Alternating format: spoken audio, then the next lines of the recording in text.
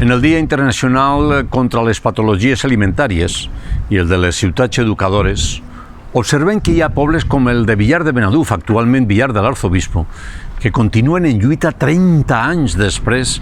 que volgueren encolomar-los a la comarca un magatzem de parallamps radioactius. Ara ho intenten amb una planta de biometà amb l'excusa de la paraula bio, que pretenen fer malbé un grapat d'hectàrees de terra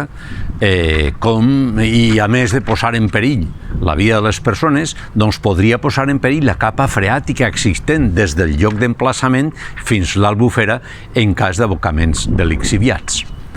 El capital no té mirament i, com molt bé diuen els habitants del Villar, els que dissenyen i autoritzen els projectes ni viuen en el poble, ni coneixen el paisatge, ni aprecien el valor ambiental. Ens ve al clam d'aquesta gent,